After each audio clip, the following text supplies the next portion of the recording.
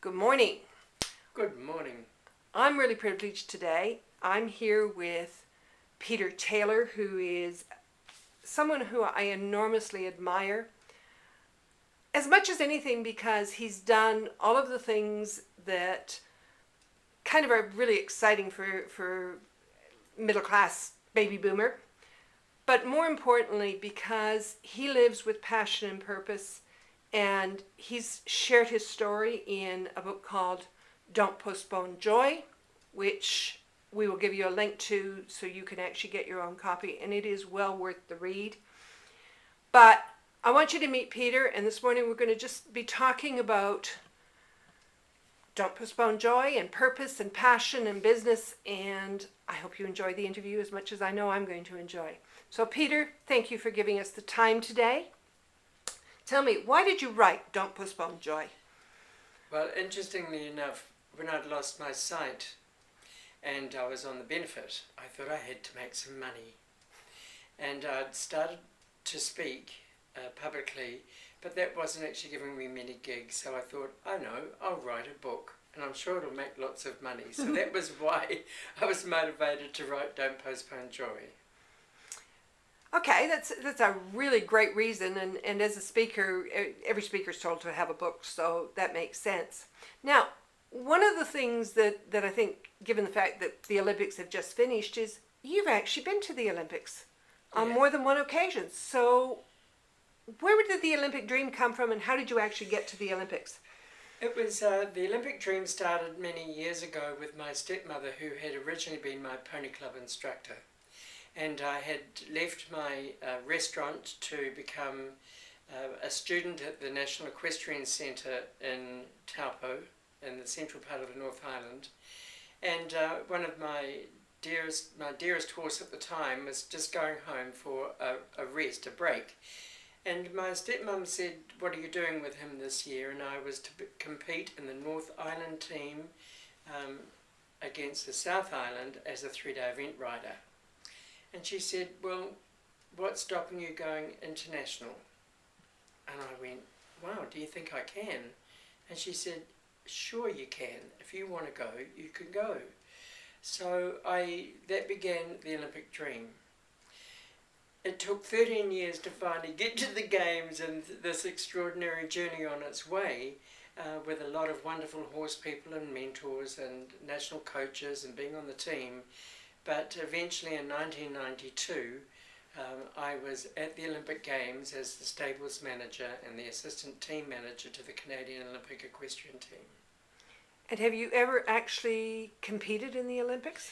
Well, no, I was due to compete at that one on the Australian team. My mother's Australian, and I had the possibility of competing for Australia. And the little horse that I was going to take to those games ended up going with an American, and so we all just wore different hats.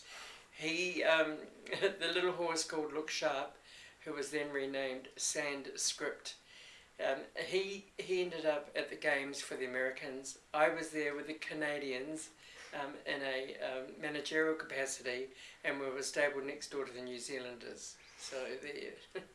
So it was like old home week for you at the Olympics that year. Excuse me? You had all kinds of friends around you. Well, yes, a lot of friends, and of course working on the international circuit, most of the people who we see at these events, we only actually ever see at events, and they happen to be in several different places in the world when you're on the top level of international competition. So it's always a wonderful journey, and I was expecting it to be the most prestigious highlight of my career. Right. But in fact, although it was all those things, it was still another day at work, and it was very, very hard.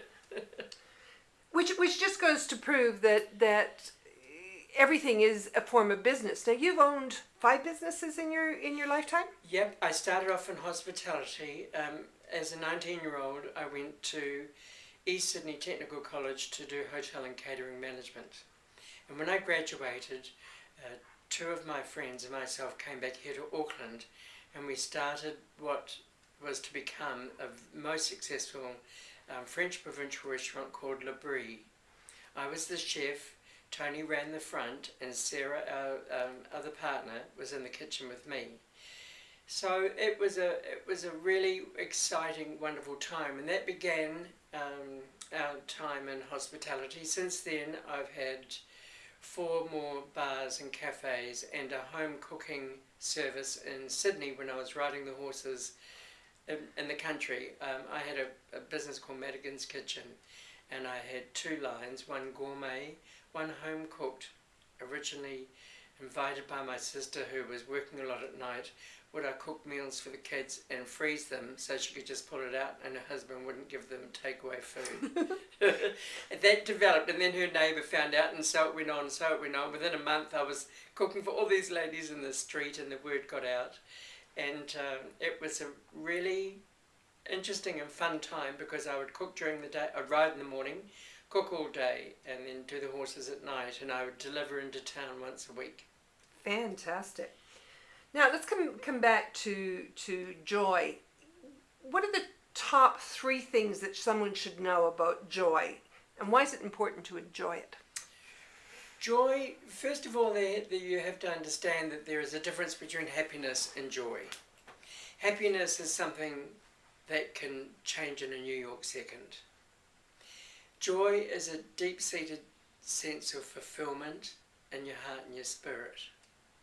So the process of joy is long-lasting and much more fulfilling, and it comes about because of 3 things you probably need. You need to let go of the past so you don't steal your future.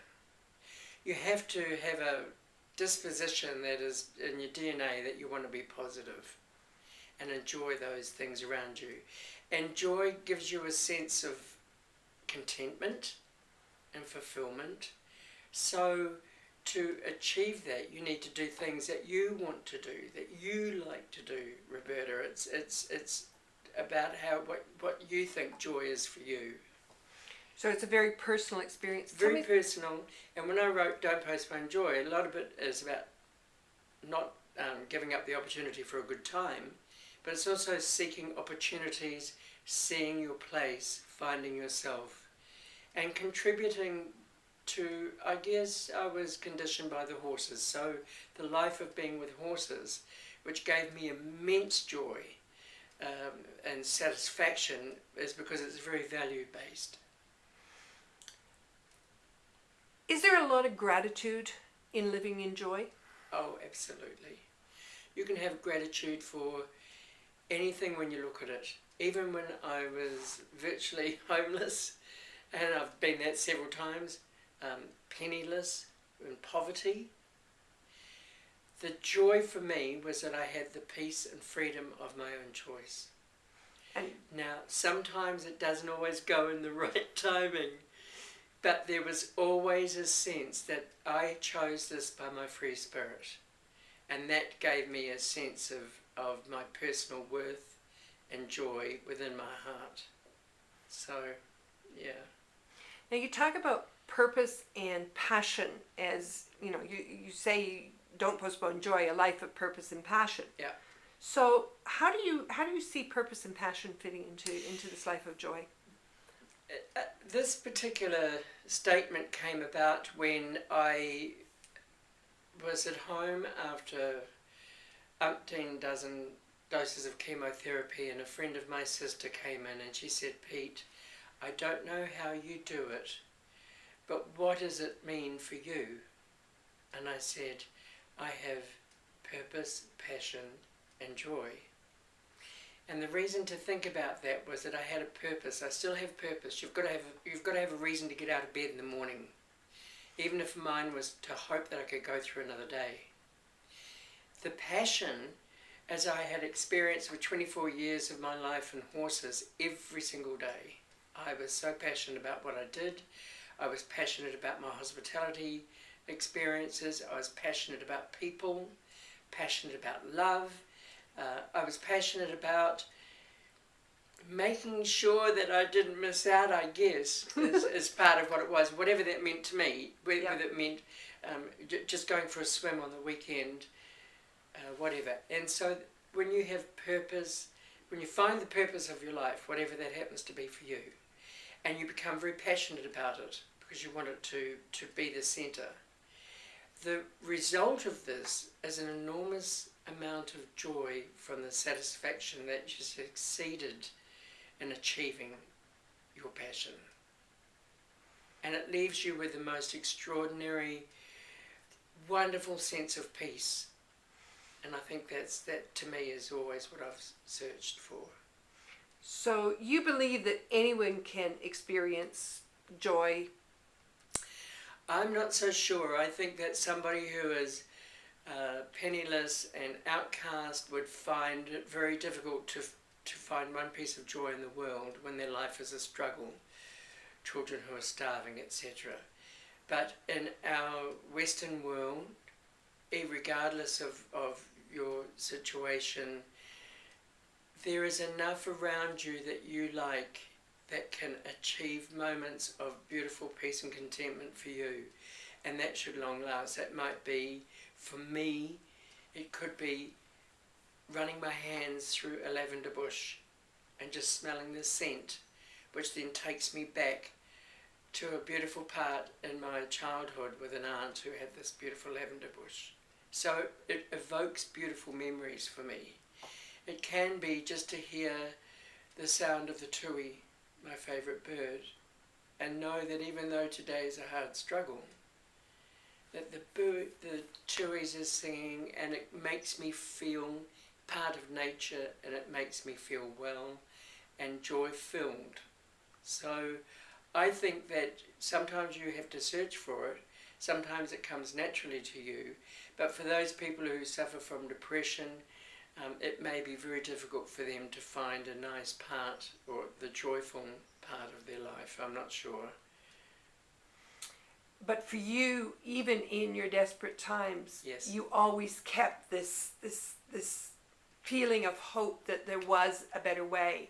And I mean, again, you had strong family relationships that seem to have, like, when you really needed them the most, they were there for you. Yeah, and friends. But a lot of the time, Roberta, I stood on my own. A lot of the time, I think sometimes as a leader, also, or somebody with a free spirit, somebody with a strong mind, there are times when you stand alone. And for many, many years of being with the horses, I was on my own. Just myself and the horse, or myself and my dogs, or myself on the farm for, weeks and weeks out, and months, in fact. So the joy just comes to me from being in that moment of my own peace, actually. I'm quite happy to be by myself.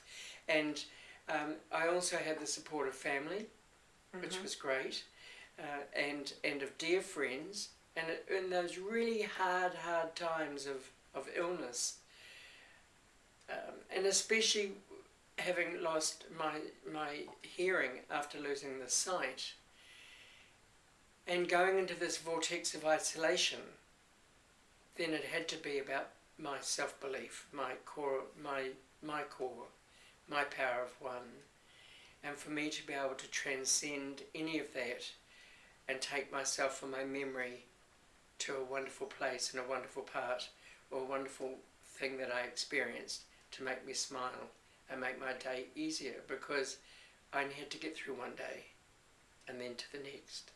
So you very much believe in living in the moment, living in the now? Absolutely, living in the moment. I always feel it's rather sad when I'm with those lovely people who are a bit melancholic and need to have lists and are not terribly spontaneous, and I think, oh, you're missing out. You're missing out on this moment because there's something won't let you go. You can't release yourself to the moment. And I find that exciting. Okay, so spontaneity is definitely part of living in the now for you. Yeah. Cool. Because most of my audience are prospective business owners, or they are business owners, given the fact that you're not currently in business, although with the book and the DVDs coming out, form of a business. You do speak and speak incredibly well when you are speaking. As a matter of fact, you were NSA NZ's, that's National Speakers Association New Zealand, Auckland chapter's Inspirational Speaker of the Year this year. Yeah. What would you say, what would you advise anybody thinking of going into business, particularly if they're a baby boomer, because they're kind of at a different stage in their life than young people. So what would you say? I think some basic business acumen for, first of all, whatever you want to provide as a service or a business, is it a niche? Do your homework. Really thoroughly do your homework. It might be a fantastic idea to you, maybe something that just you have always wanted, but you know there could only be 3 other people who actually wanted it. So you have to really know your place in the market and if there's a need for it. Second is, I think you have to have a lot of money behind you. I would say at least a year's rent and expenses behind you to back you up before you even start, so that you know that you've got that in the background, because it may not always move as you wish it to. My first few businesses just took off and they became extraordinarily popular. La Brie restaurant lived for 24 years. Surrender Dorothy, the bar on Ponsonby Road, just immediately became a hit overnight, and went on to live for 10 years. Urge Bar's another one. So they've gone well. So Dorothy's sister, that was going really well, and then the recession hit, and I didn't have the finance behind me to take that stress off me that otherwise would have been able to let me be more flexible and replay. And I think the third thing is to have, like anybody who succeeds, whether it be in sport or business, needs a coach. They need a mentor. They need somebody to advise them. They need somebody who has more experience, somebody who they can run ideas past and say, look, I think this is a great idea, or is this a direction I need to go in? Or will this help create my business in a better way? Or do you, Mr. or Mrs. Coach, have ideas that will give to me that I can implement to take my business to the next level? Because as much as we think we're smart, and it doesn't matter how much education, Yep. It's always best to have a coach. Fantastic. Now, would you say that running a business takes a fair bit of hard work? Enormous, selfless hard work, which partway through you think, why have I done this, and what am I doing, and why am I working so hard? But the result of all of that is when, of course, your business is going well, is that you feel as if you're on the top of your game, and you are experiencing a huge amount of satisfaction and joy from your business, your baby, your child. It's yours. It's yours, and you are directing and governing it, and it's going great. So your satisfaction is for yourself. So there's a fair bit of joy in that then. A lot of joy.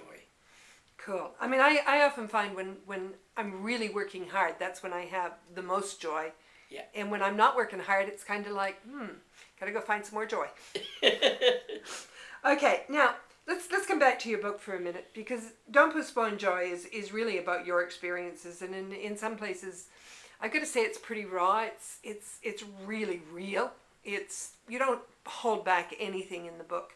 Mm-hmm. But the other day when we were talking about the book, you actually talked about some of the impact it's had on others who've read the book, and it's kind of just turned their life around. Anything you want to kind of share with the listeners here? I didn't think that the story was that much of a story because it had been my life. I just lived it. And as I started to, I remember this huge, oh my gosh, on the day before it was being published or being released, I thought, oh, people won't want to read this nonsense, it's just my life. However, the result has been extraordinary.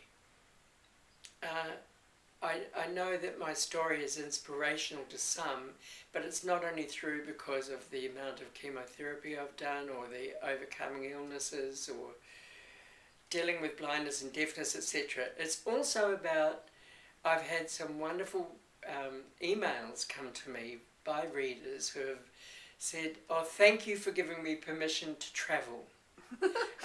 And I'm 64 and a dirty old smoker, and I've just quit my job as a lawyer and I'm going around the world. And I thought, well, good on you. Another story from a clinical psychologist in Chicago to say that by reading my book, a girl who was close to suicide had clicked in with the horse part of the story and is now with the mental therapy for equine in North America, and has recovered or is recovering and doing very well. So when you hear feedback like that, you don't know how far the ripples go, and there would be never a week go by at Dorothy's sister when somebody wouldn't come in to talk to me about something in the book, or about they just appreciated or they just loved the story, or they would come to show me their portacath because they were having treatment, or the people who have read it and gone, gosh, I'm into my 5th dose now, I don't know how I can do this, and Peter's done, over several hundred. All of that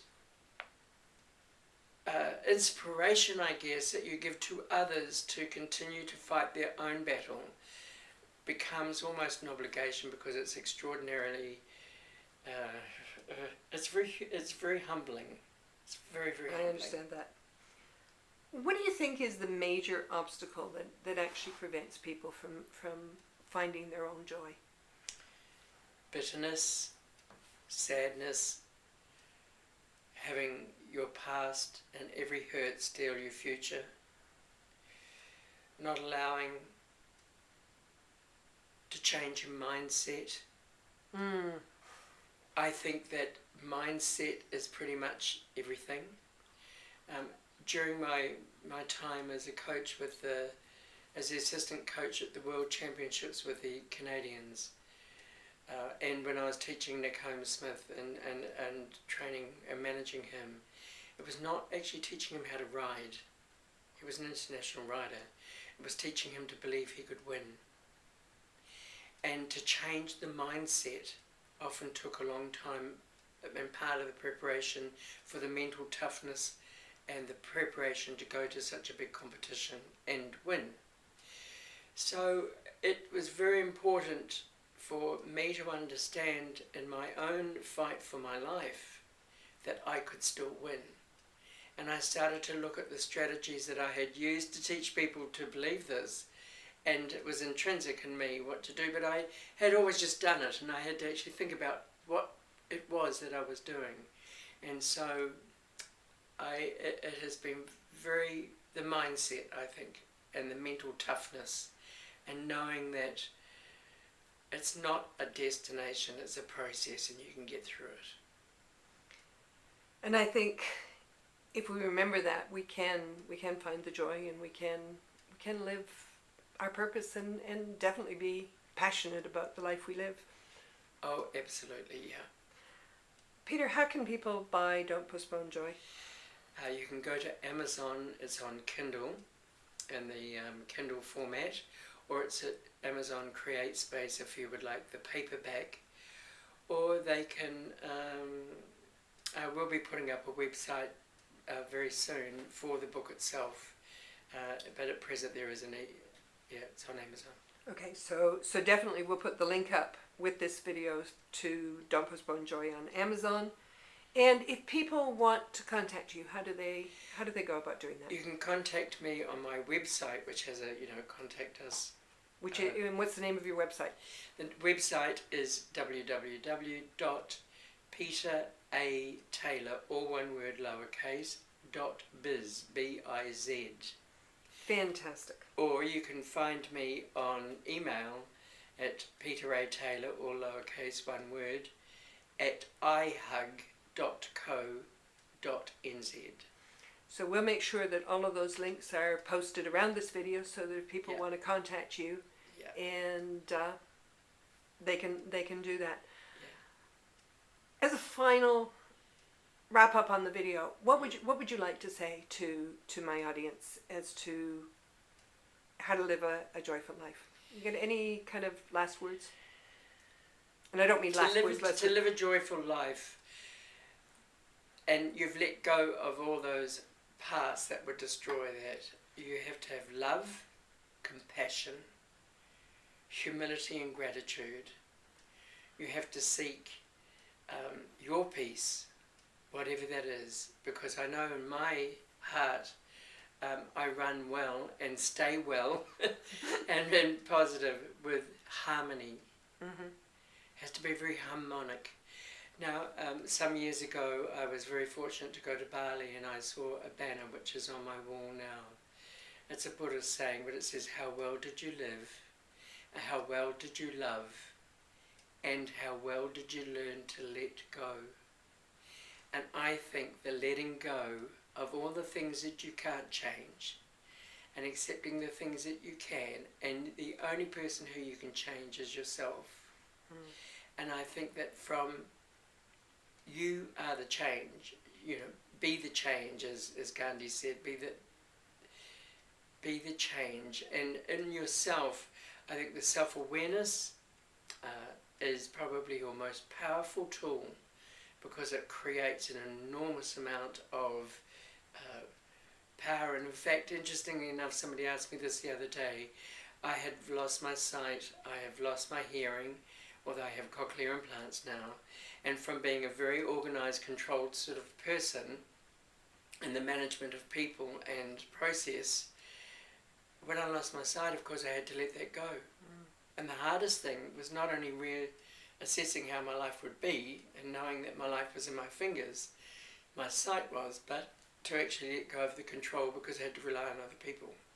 I lost my ability to drive, so I had to rely on somebody else.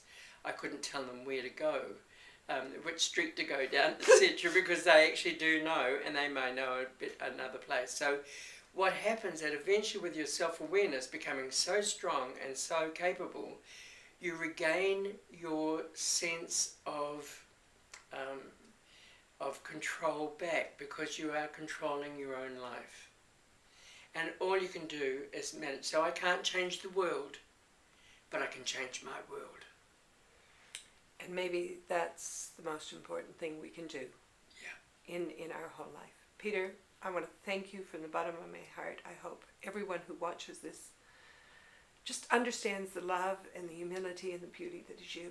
Yeah. So thank you. You're very welcome. Thank you. And just one last thing. Can I say that you can't change your circumstances, but you can change your attitude. Absolutely. Yeah. Thank you, Peter. Thank you, ma'am.